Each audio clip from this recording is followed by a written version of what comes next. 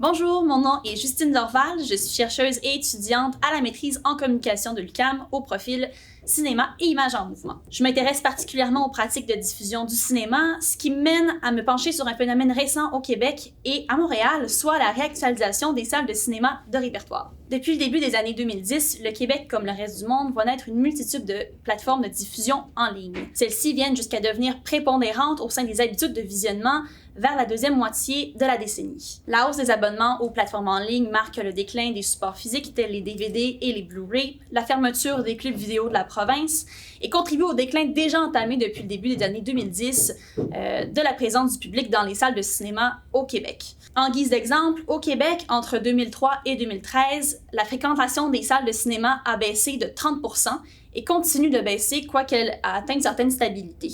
Un dernier coup dur a été porté dans le milieu des cinémas de répertoire en 2015 avec la fermeture du cinéma Excentris à Montréal.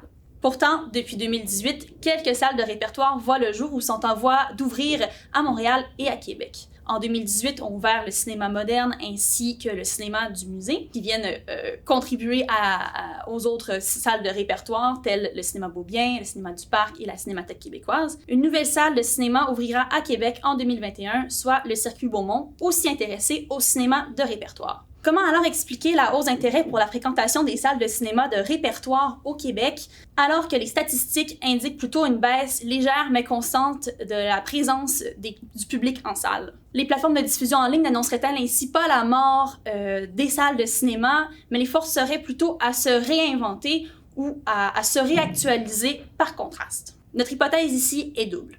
D'abord, les grandes différences entre les plateformes en ligne et l'expérience en salle font ressurgir l'intérêt de la salle par contraste et lui permettent finalement de retrouver une certaine forme de sa valeur. Mais les salles de cinéma dédiées au cinéma d'auteur et de répertoire diversifient aussi leur offre en misant de plus en plus sur des pratiques événementielles. Celles-ci repensent leur modèle de programmation en ne se limitant plus au modèle traditionnel reposant majoritairement sur la diffusion plusieurs fois par jour du même film pendant quelques jours. Commençons d'abord avec l'exploration des différences entre les plateformes en ligne et l'expérience en salle. C'est sûr que la plateforme en soi, elle comporte plusieurs avantages.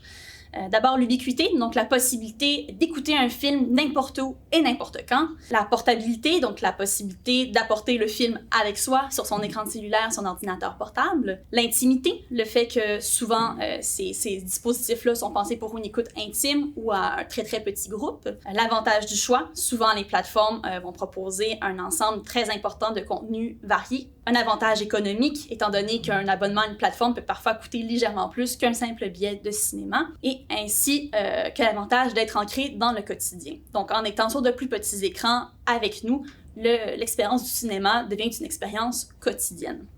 En pensant à ça, il n'est pas surprenant de penser que les plateformes en ligne ont tout simplement remplacé les anciens dispositifs de visionnement du cinéma à la maison, comme les cassettes, les DVD et les Blu-ray. C'est pas non plus surprenant si les plateformes en ligne empiètent un petit peu aussi sur le territoire des salles de cinéma. Cependant, les dispositifs en ligne ont aussi plusieurs limites. D'abord, l'immersion dans un film, lorsqu'on écoute sur une plateforme, est quasiment impossible, ou alors il faut vraiment avoir recours à des technologies souvent très très coûteuses pour avoir un ressenti similaire à ce qu'on peut avoir en salle. L'autre point, c'est que la nature intime et ancrée dans le quotidien du cinéma sur des plateformes de diffusion empêche pratiquement toute forme de rencontre et de partage. Et ça, c'est un point très, très important parce que de ce constat-là se révèle un élément qui est vraiment particulier à la salle de cinéma, soit celui d'être plusieurs en même temps et de partager la même expérience. Cela pourrait expliquer pourquoi depuis quelques années, de plus en plus de partenariats voient le jour, entre autres entre les plateformes en ligne et certaines salles de cinéma dédiées au cinéma d'auteur ou de répertoire. Par exemple, à Montréal, Netflix a conclu une entente avec quelques salles de cinéma comme la Cinémathèque ou encore le cinéma moderne pour présenter certains de leurs films originaux, donc qui présentent normalement uniquement sur leur plateforme. Cette fois-ci, ils vont être aussi présentés en salle. On peut penser à Roma d'Alfonso Cuarón, Marriage Story ou même le premier film Netflix québécois, Jusqu'au déclin. Donc, si Netflix livre une bataille plutôt contre les salles de cinéma commerciales, la plateforme réussit à inclure les salles de cinéma de répertoire dans sa stratégie de diffusion des films, sûrement parce que les salles de répertoire sont un peu moins dangereuses et jouent moins sur le divertissement. Fait intéressant à noter, la démocratisation de ces dispositifs en ligne concorde aussi avec une hausse d'intérêt pour les rencontres en salle avec les cinéastes, et avec la participation même de la salle à ces rencontres. Certains des plus importants festivals de Montréal, tels le FNC ou les RIDM, voient de plus en plus, va augmenter l'intérêt pour la projection en salle avec invités, voyant des discussions qui s'étirent et une participation souvent complète de la salle, ce qui n'était pas nécessairement chose courante il y a une dizaine d'années même. Ainsi, à travers la consommation courante d'œuvres sur des dispositifs plus intimes se révèle un manque ou un désir, soit celui de l'expérience totale du cinéma et des rencontres possibles qu'elles engendrent. Deuxièmement, la salle se donne le rôle de réceptacle événementiel et le cinéma redevient événement. Donc, si le visionnement en ligne fait partie du quotidien, le visionnement des films en salle représente de plus en plus une expérience ou un événement singulier et d'exception. Cette façon d'aborder l'expérience du cinéma influence d'abord majoritairement l'approche des festivals. Les années 2010 ont d'ailleurs été marquées par une prolifération des festivals de cinéma au Québec et par une hausse d'achalandage de ceux-ci, ce qui est inversement proportionnel d'ailleurs à l'état des salles de cinéma de la province.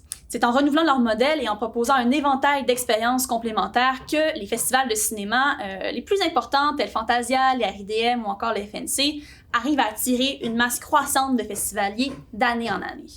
Les festivals démocratisent les rencontres avec les artisans, les tables rondes et les classes de maîtres, mais proposent aussi des soirées thématiques et festives. Ce faisant, les festivals de cinéma basent de plus en plus leur marketing sur la rencontre sous toutes ses formes. Ces approches prennent donc la forme de micro-événements à l'intérieur de l'événement même qu'est le festival, en prolongeant l'expérience du cinéma dans les salles, mais aussi à l'extérieur de celles-ci. C'est ainsi que Montréal a acquis son titre de festival permanent en ce qui concerne le cinéma. L'ambiance festivalaire teinte nécessairement les pratiques des établissements dédiés au cinéma depuis quelques années déjà. Les salles de cinéma de répertoire s'inspirent de plus en plus des pratiques festivalières en organisant des projections doubles, des soirées thématiques ou encore en invitant les cinéastes aux projections de leurs propres films.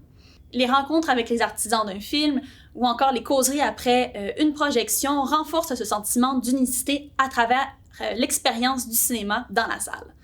Ces approches rendent aussi l'expérience du cinéma plus conviviale, comme un clin d'œil aux racines du cinéma qui d'abord se présentait comme un spectacle populaire. Par de nouveaux moyens, ces pratiques ramène donc le cinéma vers ses racines. Ainsi, à travers la salle, le cinéma devient prétexte à l'événement ou à l'expérience.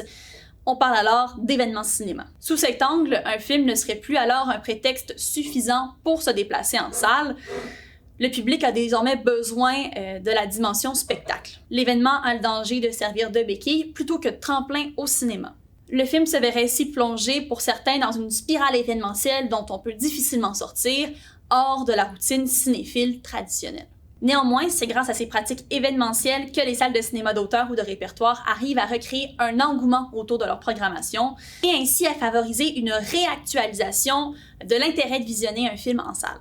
En guise de conclusion, les plateformes en ligne ont forcé peut-être une redéfinition de ce que représente l'expérience du cinéma en salle, plutôt que d'annoncer la mort imminente de celle-ci. Elles optent même souvent pour une approche collaborative avec les salles et festivals dédiés au cinéma d'auteur et de répertoire. Par exemple, en assurant une sortie en simultané sur leur plateforme et dans certaines salles, ou encore en offrant des plages spéciales aux festivals lors de leurs éditions. Même les gros joueurs internationaux comme Netflix, dont le PDG Reed Hastings s'était à l'époque positionné contre une sortie de ses films en salle, en prédisant même la mort de celle-ci, s'assure désormais que certains de ces films originaux, réalisés par des grosses pointures du cinéma, trouvent leur place en salle. Ce faisant, c'est peut-être plutôt pour les multiplex et mégaplex que les plateformes en ligne constituent une menace, plutôt qu'aux petites salles indépendantes dédiées au cinéma. Bref, c'est par des approches complètement opposées que les salles et les plateformes peuvent se partager les expériences de visionnement des films, sans que les secondes marquent nécessairement la fin des premières.